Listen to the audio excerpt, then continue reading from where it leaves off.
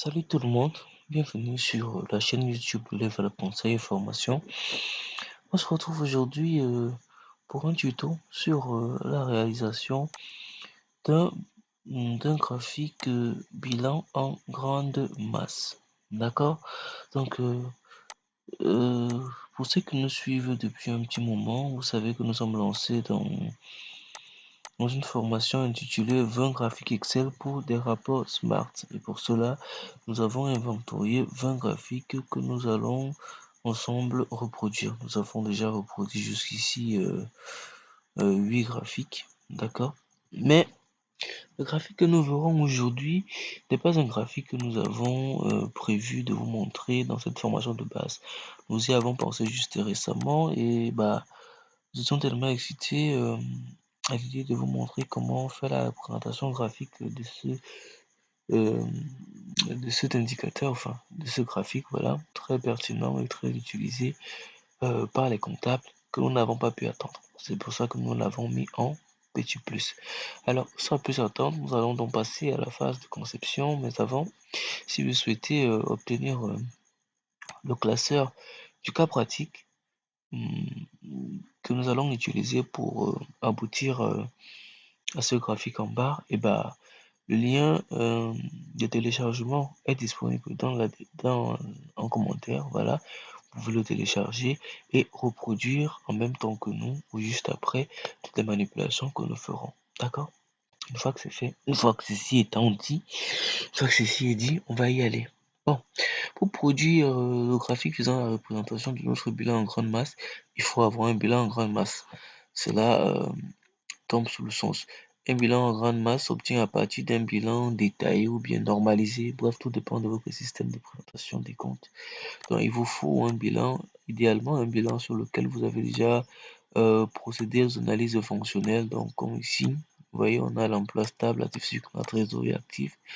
Un bilan, ce bilan donc va nous permettre de faire la représentation graphique de données en grande masse, nous permettant de distinguer les trois indicateurs financiers principaux de l'analyse financière: le fonds de roulement, le besoin en fonds de roulement et la trésorerie nette.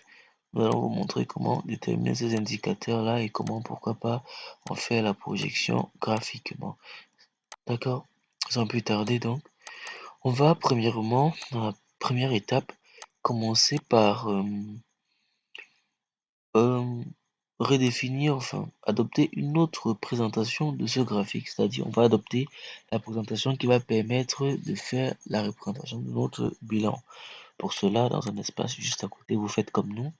On va inverser, que ce soit à l'actif ou au passif, actif, montant.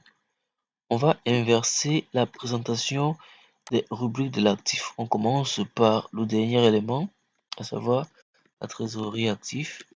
D'accord? Trésorerie actif. Vous cliquez là, vous pouvez double-cliquer là, juste pour agrandir. Ensuite, actif circulant. Après, emploi stable. Juste après, vous saisissez montant, il s'agit d'un montant du passif, vous saisissez passif. Donc la présentation tient à deux modifications. Premièrement, on inverse les postes de chaque côté, de chaque bloc de l'actif et du passif, et on colle les montants. On fait que les montants de l'actif et du passif soient côte à côte. Juste à côté, vous allez saisir trésorerie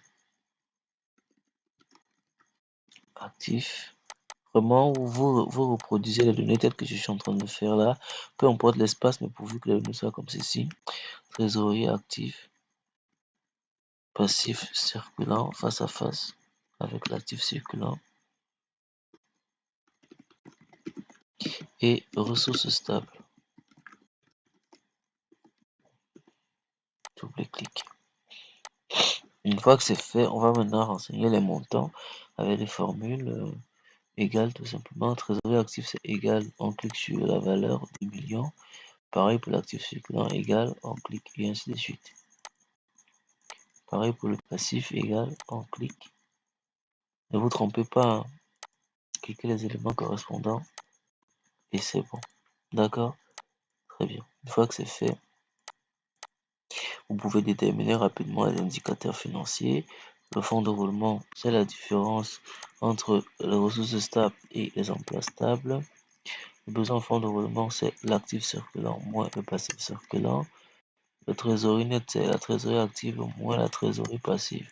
Et vous pouvez procéder à une vérification en faisant la différence entre le fonds de roulement moins le besoin en fonds de roulement. Ça donne bel et bien le montant de la trésorerie.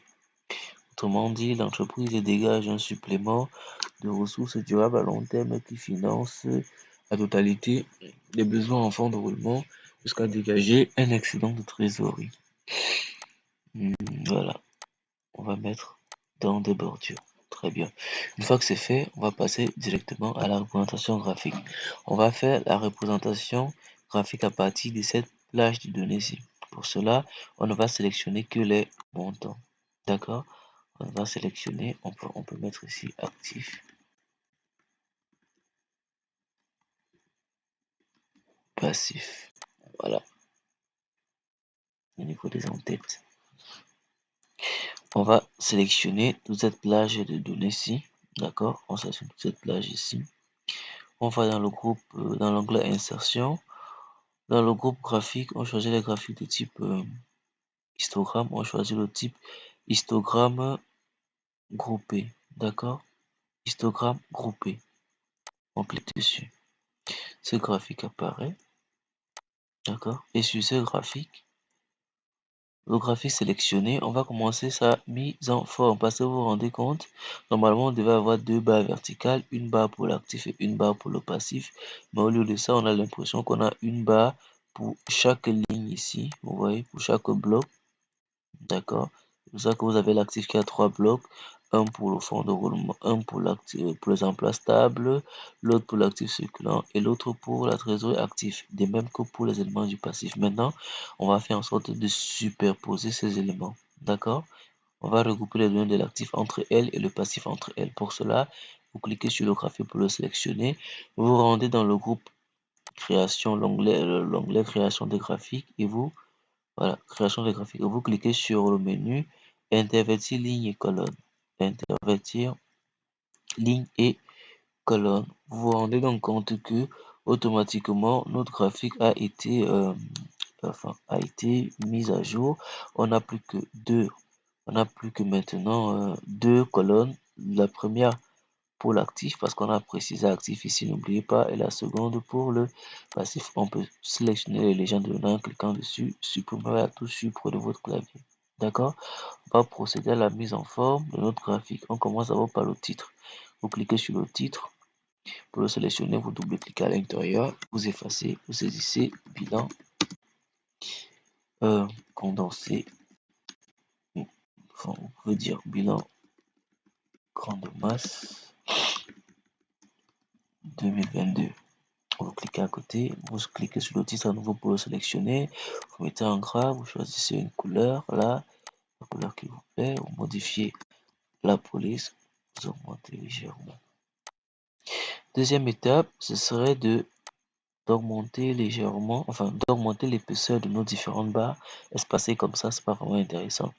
Vous cliquez sur une barre quelconque, vous faites un clic droit sur la barre sélectionnée, dans le menu qui apparaît, vous choisissez mettre en forme une série de données. Et dans le menu qui apparaît juste à côté de la droite, vous allez modifier la largeur de l'intervalle. Pour cela, vous sélectionnez la valeur présente, vous allez saisir le chiffre 1 à la place et vous validez avec la touche de votre clavier. Automatiquement, la largeur de nos différentes barres sont mises à jour. Vous fermez. Ok, prochaine étape maintenant, ce serait donc rapidement comment dire, on pourrait maintenant modifier l'échelle, l'échelle de notre échelle de l'axe des ordonnées. Pour cela, vous cliquez dessus. Pour le sélectionner une fois, vous faites un clic droit dessus. Enfin, vous recommencez, vous cliquez dessus. Vous faites un clic droit sur la sélection. Dans le petit menu qui apparaît là, vous choisissez mise en forme de l'axe. Une fenêtre apparaît. On va modifier les unités de progression de nos éléments. On voit que ça évolue de 5 millions à 5 millions. On va dans les unités principales, on va faire en sorte que ça évolue de 2 millions. On valide, ça va nous permettre d'améliorer la lecture et ça ajuste aussi le graphique. D'accord? Vous fermez. Ensuite, nous, on va garder les couleurs telles quelles, mais vous pouvez bel et bien choisir d'autres couleurs pour votre graphique, hein. Pour cela, vous n'avez qu'à cliquer sur une barre quelconque, cliquez à nouveau sur elle, la barre est sélectionnée individuellement, allez dans mise en forme et dans couleur de remplissage, vous choisissez la couleur de remplissage que vous voulez. D'accord? Une fois que une barre est sélectionnée, comme ça, vous n'avez qu'à cliquer une fois sur les autres barres, comme ici, revenir dans mise en forme, choisir la couleur qui vous plaît, cliquez une fois, ainsi de suite, jusqu'à mettre en forme le graphique comme vous voulez. Nous, on va conserver ces couleurs-ci. D'accord? Maintenant, tout ce qu'il nous reste à faire pour finaliser notre graphique, c'est de mettre les étiquettes de données. D'accord? On va pas mettre les étiquettes de données n'importe comment, on mettra des étiquettes de données personnalisées. Les étiquettes de données reprendront bel et bien le nom du poste, le nom du bloc et la valeur correspondante. Pour faire cela, on va écrire une formule qui va rassembler le nom du poste de l'actif concerné accompagné de la valeur de son montant. D'accord? Simple formule, concaténer. Juste en bas là, on va commencer les formules de concaténation. Vous cliquez, vous faites donc égal concaténer. Vous doublez la formule concaténer. On commence. Vous cliquez sur la cellule contenant la première revue dans la trésorerie active. C'est vous qui voyez. Ensuite, vous faites un point virgule. Vous choisissez, avant de choisir le second élément à concaténer, on va insérer un caractère. Le caractère renvoie à la ligne. Pour améliorer la présentation de nos étiquettes, vous allez entrer la formule car. Vous ouvrez euh, vous double-cliquez dessus pour choisir la formule K. Une fois la formule K active, vous entrez le chiffre 10. Le chiffre 10 dans la formule K permet d'insérer un espace, enfin, un renvoi à la ligne dans l'élément que vous êtes en train de saisir. Pour mieux comprendre cet élément, je vous mets le lien de notre formation sur les graphiques de type double anneau. Nous avons été assez explicatif, voilà, explicatif là-bas sur l'utilisation de cette formule que nous sommes en train de rédiger ici. Le lien devrait apparaître quelque part là sur votre écran. Après la formule car telle qu'elle est là, le chiffre 10 en parenthèse, vous saisissez point virgule, vous saisissez ensuite la formule texte, d'accord? Avant donc de saisir cette valeur-ci, on va dire en fait de renvoyer cette valeur-ci en milliers, parce que si vous cliquez directement sur cette cellule, si vous fermez la parenthèse, la valeur de notre poste ne sera pas en milliers. On va, grâce à la formule texte, dire qu'on veut cette valeur donc en milliers. C'est la formule texte, vous double-cliquez pour la choisir. Vous cliquez sur la valeur de la trésorerie active, soit 2 millions, là celui contenant 2 millions, vous entrez le point virgule. Ok, on va maintenant entrer le format des textes. On veut les milliers, on va entrer les guillemets. Vous allez entrer le caractère dièse, vous espacez dièse, dièse, 0. Vous mettez les guillemets pour vous fermer les guillemets. Vous fermez la formule du texte, vous fermez la formule du concaténé et vous validez. Automatiquement, là, vous vous rendez donc compte que notre formule a rassemblé trésorerie et son montant avec l'espace. Là, c'est pas vraiment intéressant parce que vous voyez les valeurs sont collées, mais c'est pour ça qu'on a inséré la formule car 10.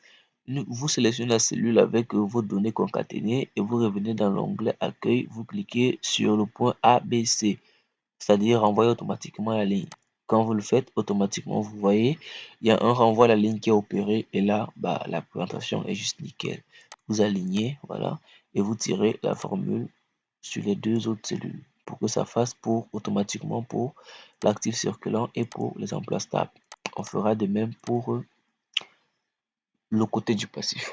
Une fois que vous connaissez la chanson, on y va concaténer, on reproduit la même formule, concaténer, on choisit la trésorerie active, point virgule, la fonction car, on double-clique, on insère le chiffre 10, le nombre 10, on ferme la parenthèse, point virgule, la fonction texte, on sélectionne la fonction texte, on clique sur la valeur, point virgule, on ouvre les guillemets, on entre le premier dièse, on espace, deuxième dièse, troisième dièse, 0, on ferme les guillemets, on ferme la parenthèse, la formule texte, on ferme la formule concaténée et on valide. on fait un renvoi à la ligne. Comme tout à l'heure, on aligne et on tire. Voilà, on vient de travailler les étiquettes qui devront figurer sur notre graphique. Pour le faire, donc figurer, c'est simple, on va les faire figurer sur notre graphique à partir d'une zone de texte. Pour cela, dans le groupe, vous vous rendez dans l'onglet accueil, dans le groupe illustration, vous déroulez, bref, vous cherchez forme. Vous cliquez sur forme, vous choisissez le texte, la zone de texte. Vous dessinez votre zone de texte là, d'accord? Le curseur actif ou bien votre zone de texte sélectionnée, c'est vous qui voyez. Vous venez cliquer sur la zone de formule, vous entrez le caractère égal et vous cliquez sur la toute première étiquette donnée, vous validez. Voilà, on vient de lier donc cette cellule-ci, ok, à cette zone de texte. On va pouvoir la déplacer facilement comme ceci. Vous travaillez l'alignement centré, aligné en haut, vous modifiez la police.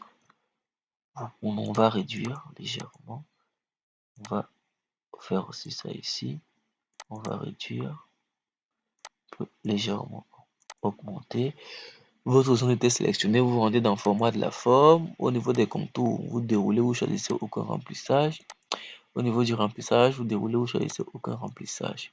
Une fois que c'est fait, vous cliquez sur votre zone pour la sélectionner. Vous maintenez le clic gauche enfoncé pour le déplacer sur le graphique. Il s'agit de la trésorerie active. La trésorerie active est juste ici en bas. Positionnez ça là. Pour vérifier, vous n'avez qu'à survoler juste, positionnez votre curseur sur le bloc. Vous voyez, on dit bien actif valeur 2 millions. À l'actif, c'est qu'il vaut 2 millions, c'est bel et bien ça. On a positionné notre actif circulant. On va donc, notre trésorerie actif, on va dupliquer cette forme-ci pour ne plus trop faire les manipulations qu'on a fait tout à l'heure. Étant sélectionné, vous allez faire contrôle de la touche, vous allez entrer avec votre clavier la touche CTRL D, vous faites CTRL puis D, CTRL D, automatiquement cette zone de texte est dupliquée, vous la déplacez juste là, d'accord. Vous faites encore CTRL D, vous la déplacez juste là, ok. Maintenant, on va finir avec l'actif du bilan. On commence donc par cet élément, ce qui correspond à l'actif circulant. Vous vous rassurez que la zone de texte est sélectionnée. Vous venez dans la barre de formule, vous sélectionnez cette formule-ci. Dans tout le caractère égal, elle va effacer automatiquement l'ancienne formule. On va venir choisir l'étiquette de l'actif circulant. On valide en appuyant sur Entrée. Automatiquement là, vous voyez c'est l'actif circulant qui a été mise à jour. On veut que la mise en forme de cette cellule, enfin de cette zone de texte soit identique à la précédente, à celle-ci. On va juste cliquer sur cette zone de texte, venir à l'accueil, cliquer sur le petit pinceau là, voilà. On vient de copier la mise en forme du second truc. On va cliquer sur le texte. Automatiquement, il est mis en forme. On répète la même procédure avec les emplats stables. Vous cliquez sur la zone de texte, vous sélectionnez la valeur qui est dans la barre de formule, vous ajouterez le caractère égal et vous cliquez sur emploi stable. Vous cliquez sur une zone de texte quelconque, vous sélectionnez et vous cliquez sur le texte. Ah, j'ai oublié, j'ai mal écrit emploi stable.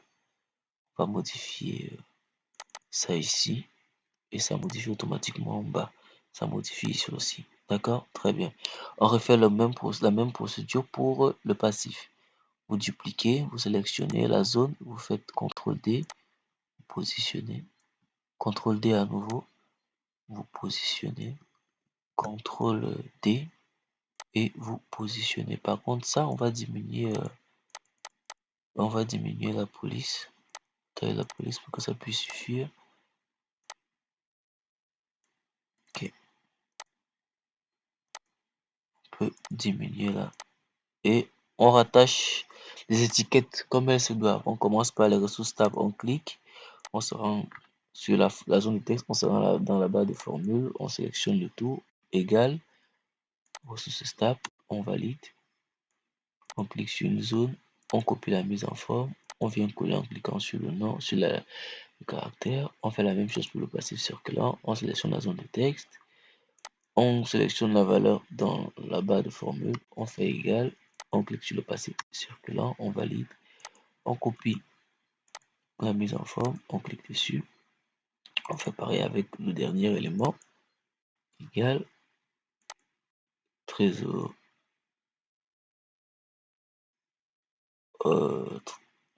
trésorerie, c'est censé être trésorerie passif ici. C'est une erreur de ma part. On valide. Automatiquement, ça fait trésorerie passif. Je clique, je copie la mise en forme d'une cellule quelconque et je colle. Je peux me positionner là comme ça. Voilà. Très bien.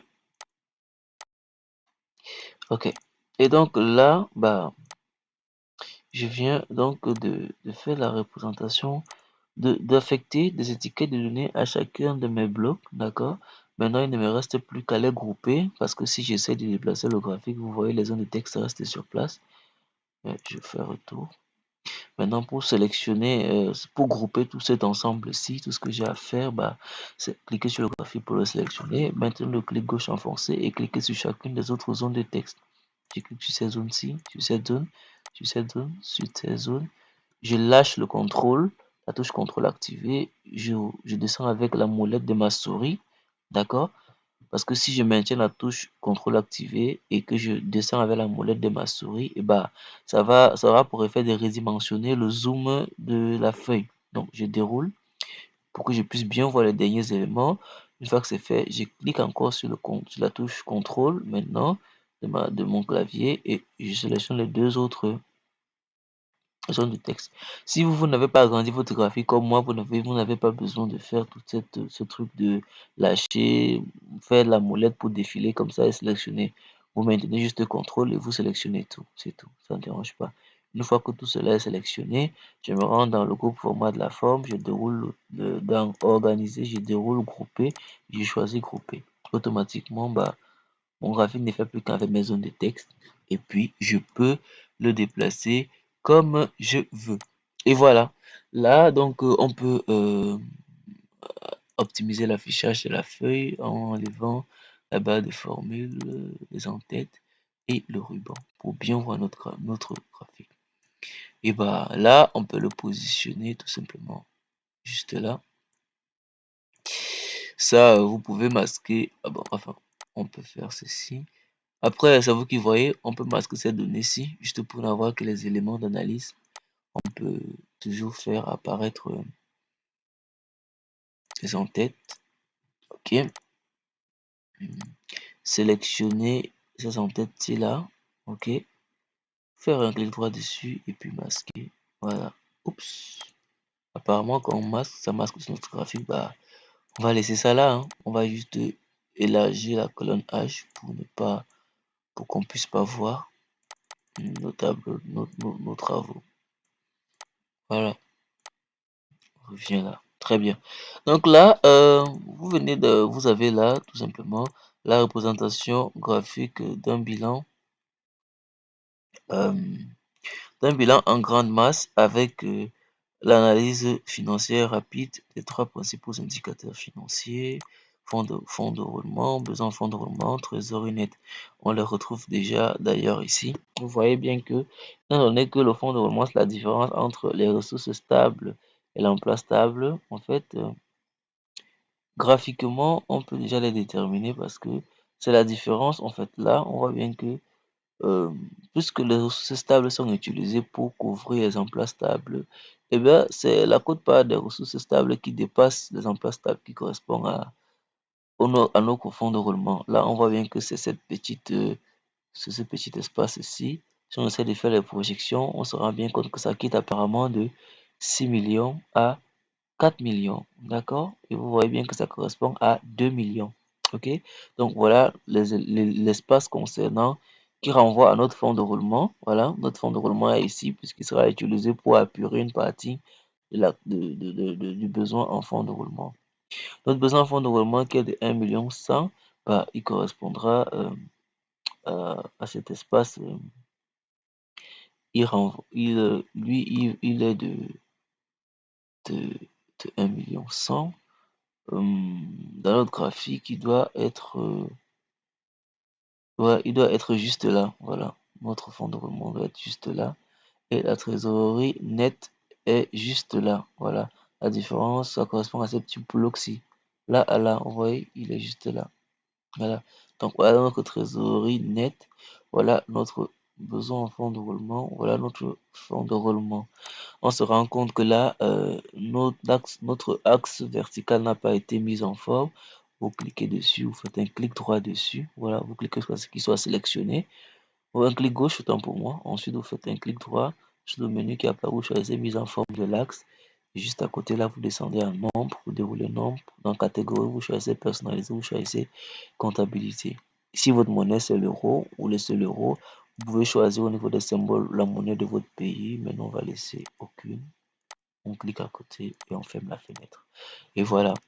Bref, c'était donc tout. C'était tout ce qu'on avait à vous montrer aujourd'hui sur ces petits tutos plus sur comment faire la représentation graphique d'un bilan en grande masse. Nous espérons que ce tuto vous a plu et que vous pourrez l'utiliser dorénavant dans vos analyses de vos bilans en grande masse. Vous éviterez de faire des blocs à la main avec des rectangles comme ça, avec des valeurs estimatives. Mais là, vous avez vraiment une représentation graphique telle qu'il faut, comme il faut, de votre bilan en grande masse.